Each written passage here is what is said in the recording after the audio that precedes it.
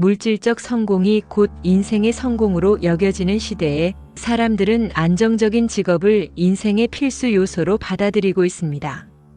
직장이 없는 상태, 즉 소위 말하는 백수라는 이름 아래 놓인 사람들은 사회적으로 나고자 취급을 받기 쉽습니다. 그러나 이 같은 편견은 삶의 진면목을 흐리게 만듭니다. 불교의 가르침을 따르면 인간의 진정한 가치는 외적 지위나 재산에 많고 적음이 아니라 존재의 근원과 그 마음의 깊이에 달려 있습니다. 부처님께서는 지혜로운 이는 세간의 눈으로 보지 않는다고 하셨습니다. 즉 사회적 잣대가 아닌 진리의 눈으로 본다면 백수라는 상태야말로 삶을 근본적으로 되돌아볼 수 있는 귀한 전환점이 될 수 있습니다. 백수의 삶은 단순히 경제활동이 없는 상태만을 의미하지 않습니다. 그것은 삶의 리듬에서 벗어나 자기 존재를 돌아볼 수 있는 드문 시기입니다. 우리는 일상 속에서 끊임없이 무엇인가를 해야 한다는 압박감에 시달리며 살아갑니다. 시간은 곧 생산성이 되어야 하고 그 생산성은 곧 돈으로 환산되어야 한다는 사회적 구조 속에서 인간은 스스로를 일하는 기계로 전락시킵니다. 그러나 불교는 이런 삶의 방향에 대해 끊임없이 묻습니다. 그대는 누구인가? 어디로 가고 있는가? 백수의 시기는 이러한 근본적인 질문을 던지고 응답할 수 있는 시간입니다. 아무것도 하지 않는 그 고요한 틈에서 우리는 삶의 본래적인 목적과 마주하게 됩니다. 또한 이 시기는 우리가 너무도 오랫동안 잊고 있었던 창조성과 직면하는 순간이기도 합니다. 불교에서 말하는 지혜는 단순한 지식의 축적이 아니라 자기 내면에서 피어나는 통찰이며 그 통찰은 언제나 정적 속에서 생겨납니다. 백수의 시간은 외부의 지시에 따라 움직이는 삶에서 잠시 물러나 자기 주도적인 사고와 감정을 회복하게 합니다. 마음이 복잡한 일상에서 벗어나 고요함을 얻을 때 우리는 고정된 생각의 틀을 내려놓고 창의적인 해답을 떠올릴 수 있게 됩니다. 이는 마치 수행자가 정진하는 과정에서 번뇌가 가라앉고 지혜의 연꽃이 피어나는 이치와도 같습니다. 특히 백수의 시간은 불필요한 소비와 욕망의 굴레에서 벗어날 수 있는 절호의 기회입니다. 많은 이들은 직업이 없으면 돈을 벌 수 없고 돈이 없으면 아무것도 할 수 없다고 믿습니다. 그러나 이러한 믿음은 망상에서 비롯된 허상일 수 있습니다. 부처님께서는 탐욕은 고통의 뿌리라 말씀하셨습니다. 우리를 괴롭게 하는 것은 소유의 부족이 아니라 끝없는 욕망 그 자체입니다. 백수의 상태는 어쩌면 타의에 의해 시작될 수도 있지만 그 시간을 내면의 수련으로 전환한다면 오히려 소비와 소유에서 벗어난 진정한 자유를 경험할 수 있습니다. 우리는 그제서야 비로소 갖지 않음의 풍요로움을 깨닫게 됩니다. 욕망이 비워진 자리에 평화가 들어서고 집착을 놓는 순간 내면의 보배를 발견하게 됩니다. 더 나아가 백수의 시간은 인간관계의 본질을 되돌아보게 합니다. 직업이라는 사회적 타이틀은 종종 우리를 어떤 무대 위에 세우고 관계를 그 무대의 역할에 맞춰 형성하게 만듭니다. 그러나 직책이나 소속이 사라졌을 때에도 남는 관계는 과연 얼마나 될까요? 백수의 상태는 인간관계의 외형이 아닌 본질을 들여다보게 합니다. 누가 진심으로 나의 이야기를 들어주는지, 내가 누구와 진정한 마음의 유대를 맺고 있었는지를 가늠할 수 있는 거울이 됩니다. 부처님께서는 수행자에게 가장 소중한 것이 법과 도반이라고 하셨습니다. 이는 삶에서도 마찬가지입니다. 직책이 아닌 진심, 기능이 아닌 존재를 중심으로 관계를 다시 세워가는 일은 백수의 시기에 가장 빛나는 수학 중 하나입니다. 무엇보다도 백수의 시기는 내면의 평화와 정서를 다듬는 기회가 됩니다. 불교에서 마음은 모든 것의 근원이자 세상의 창조자입니다. 일체유심조라는 가르침처럼 우리의 현실은 마음에서 시작됩니다. 그러나 그 마음은 외부의 소음과 욕망에 끌려다니는 동안 본래의 빛을 잃어버립니다. 백수의 시기는 외부로 향하던 시선을 거두고 안으로 향하게 하는 계기입니다. 불교 수행에서 가장 중요한 단계 중 하나가 관입니다. 이는 바라본다는 뜻이 아니라 들여다보는 것입니다. 마음의 움직임을 지켜보고 감정의 파동을 인식하며 번뇌와 망상의 실체를 알아차리는 것입니다. 백수의 시기는 이러한 관의 삶을 가능케 하는 소중한 시간입니다. 백수라는 이름 아래 놓인 그 고요한 자리에서 우리는 오히려 자기 자신과 가장 깊이 있는 대화를 나누게 됩니다. 세상이 요구하는 역할이나 타인의 기대에서 벗어난 그 자리는 본래의 나로 돌아가는 출입구입니다. 사회는 끊임없이 우리에게 성과와 효율을 요구하지만 불교는 묻습니다. 그대는 지금 이 순간 깨어 있는가? 백수의 시기는 그 질문에 성실히 답할 수 있는 몇 안 되는 기회입니다.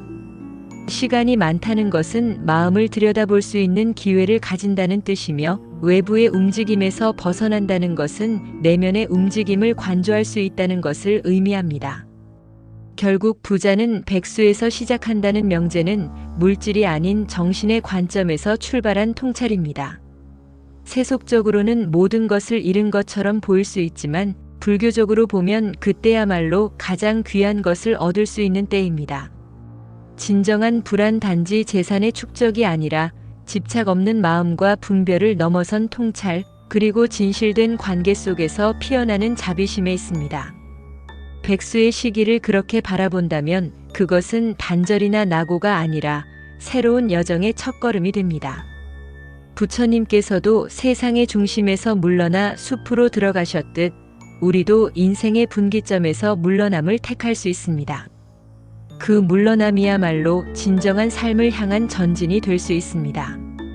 이렇듯 백수의 시기는 불확실함이 아니라 가능성의 시간입니다. 그것은 삶을 새롭게 다시 짜고 자기 자신을 정비하며 세상과의 관계를 새롭게 맺는 시간입니다. 이 시기를 헛되이 보내지 않는다면 우리는 언젠가 되돌아보며 말하게 될 것입니다. 나는 아무것도 하지 않던 그 시간에 나의 모든 것을 발견했다. 부처님께서 중생의 고통을 껴안으며 걸으셨던 길처럼 우리 또한 삶의 고요한 빈틈에서 자신만의 길을 찾을 수 있습니다. 그 길은 세속의 길이 아니며 내면의 깨달음으로 이어지는 지혜의 길입니다. 그리고 바로 그 길에서 진정한 부는 싹트기 시작합니다. 물질 중심의 사회에서 백수라는 단어는 오랫동안 부정적 의미로 사용되어 왔습니다. 직업이 없다는 이유만으로 무능력하게 여겨지고 사회적 가치를 잃은 사람처럼 취급받습니다. 하지만 불교의 가르침은 이러한 통념을 근본적으로 뒤흔듭니다. 삶의 본질은 외적인 성과나 지위가 아니라 존재 그 자체의 의미를 성찰하는 데 있기 때문입니다. 부처님께서도 세속의 왕궁을 떠나 숲속의 고요함 속에서 진리를 구하셨듯 외적 조건에서 벗어난 순간이 오히려 가장 깊은 전환점이 될 수 있습니다. 그런 점에서 백수의 삶은 단순한 공백이 아닌 진정한 삶을 다시 시작하는 첫문입니다. 1. 백수의 삶은 진정한 삶의 가치를 찾는 길. 우리는 대체로 정해진 인생 경로를 따라 살아갑니다. 학창 시절에는 좋은 성적을 위해, 성인이 되면 취업을 위해, 그 이후에는 승진과 안정적인 노후를 위해 쉼없이 달려갑니다. 그 과정에서 자신이 누구인지, 무엇을 원하는지는 뒷전으로 밀려납니다. 모든 삶의 결정은 사회적 기준에 맞춰져 있고 그 기준을 벗어나면 실패라는 낙인이 따라붙습니다. 그러나 불교에서는 이러한 삶의 흐름을 무명이라 부릅니다. 자기 자신을 알지 못하고 진리를 보지 못한 채 살아가는 상태를 말합니다. 백수의 시간은 이 무명을 멈추는 시기입니다. 아침에 정해진 출근 시간도 없고 일과를 계획할 외부의 압력도 없는 상태에서 인간은 본능적으로 스스로를 돌아보게 됩니다. 처음에는 막막하고 불안할 수 있습니다. 하지만 그러한 감정들조차 우리가 지금까지 어떤 방식으로 살아왔는지를 보여주는 내면의 목소리입니다. 이 시간은 마치 관세음보살이 중생의 고통을 듣기 위해 고요히 귀를 기울이는 순간과도 같습니다. 외부의 소란이 멈추었을 때 비로소 들리는 마음의 소리, 그것이 자아를 회복하는 시작이 됩니다. 특히 한국 사회처럼 경쟁이 치열하고 타인의 시선이 삶의 기준이 되는 구조에서는 쉼조차 죄책감으로 다가옵니다. 하지만 부처님께서는 늘 내면을 향한 여정을 강조하셨습니다. 세상이 정한 삶의 길을 의심하고 스스로의 존재를 묻는 일은 불교 수행의 본질이기도 합니다. 백수의 시기는 바로 이 수행을 가능하게 합니다.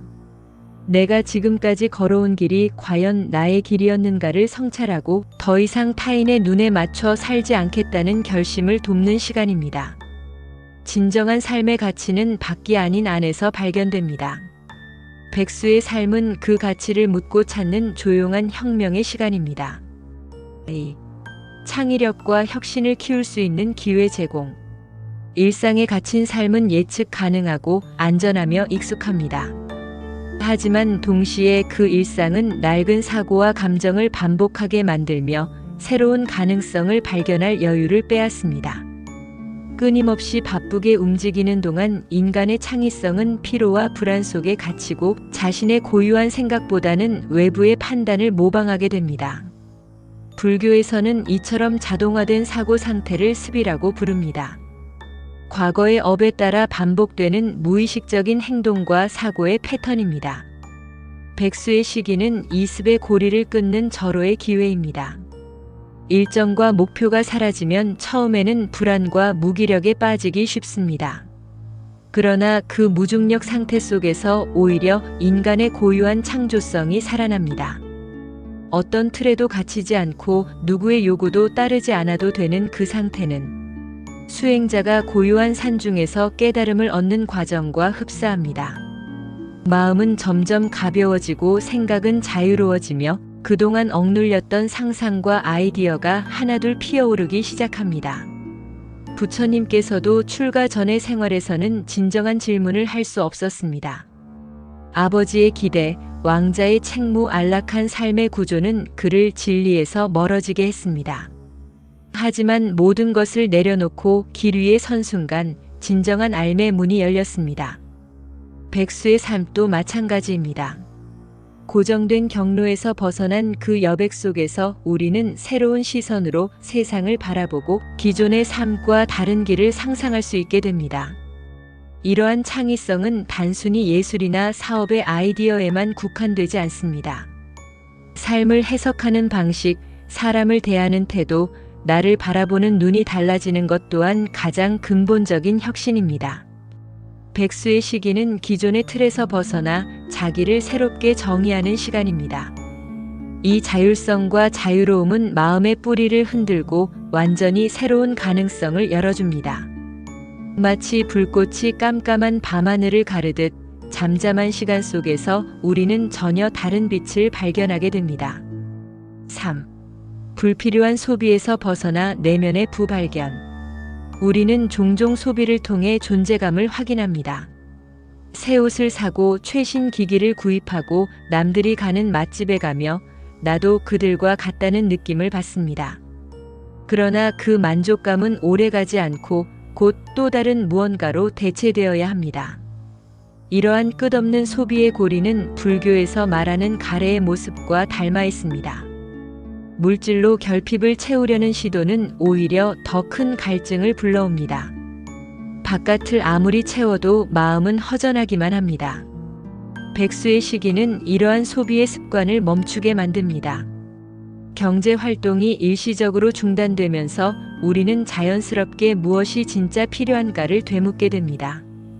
처음에는 불편하고 체면이 구겨지는 것 같아 괴로울 수도 있습니다. 그러나 시간이 흐를수록 오히려 소유하지 않아도 괜찮은 것들이 많다는 사실을 체험하게 됩니다. 이것은 단지 절약이 아니라 삶을 구성하는 기준이 바뀌는 순간입니다. 불교에서는 지족이라는 개념을 강조합니다.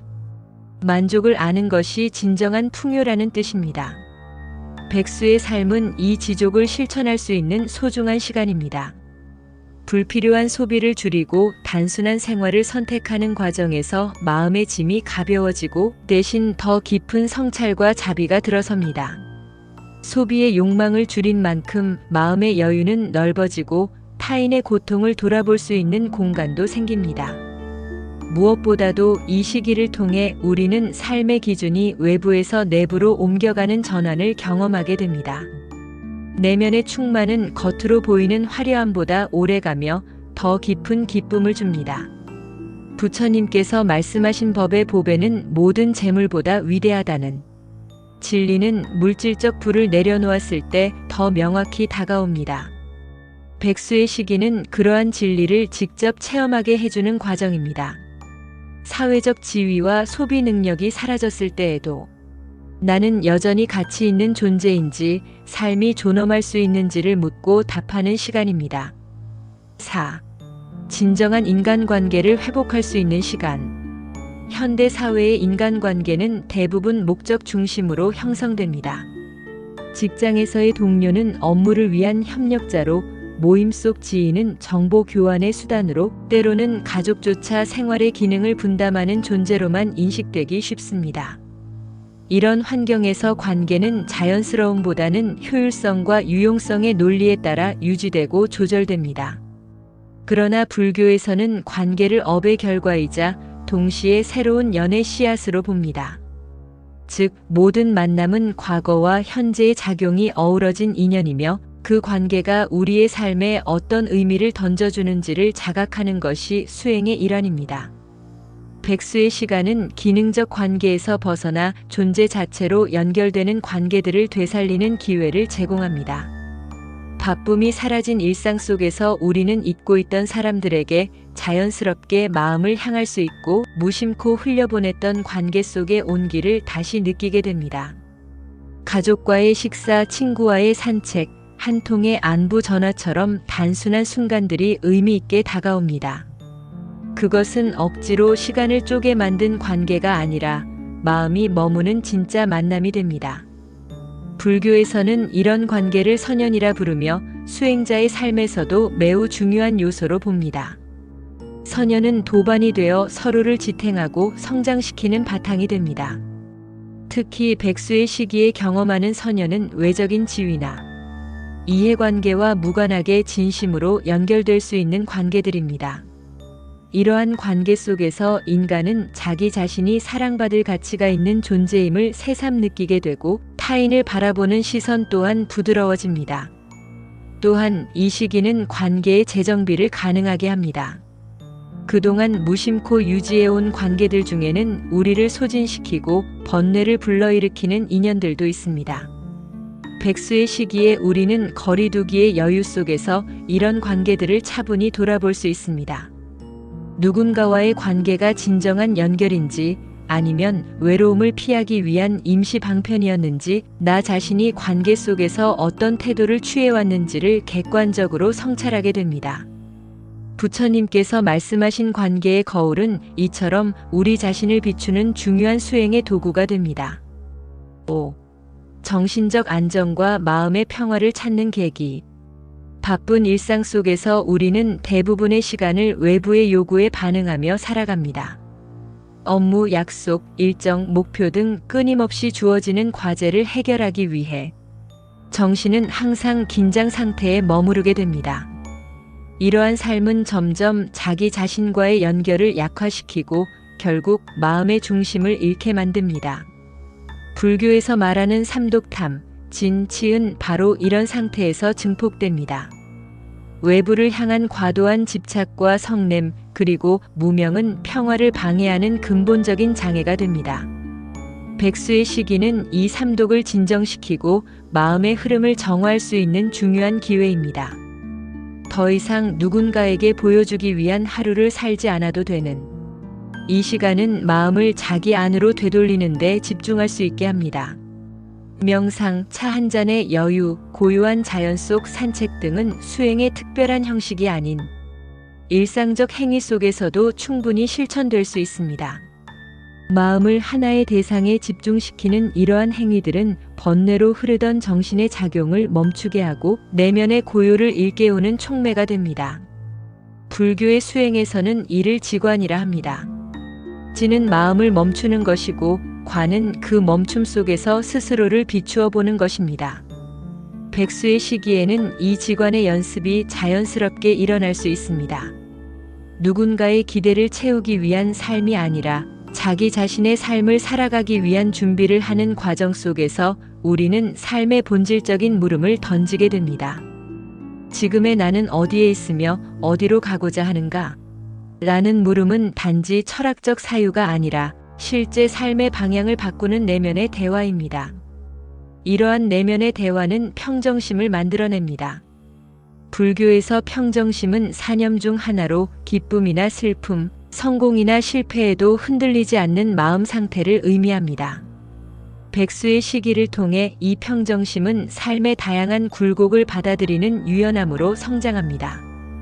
예기치 않은 일 앞에서도 중심을 잃지 않고 타인의 시선보다 자기 마음의 평온을 더 중시하는 태도는 바로 이 시기의 침묵 속에서 길러지는 것입니다.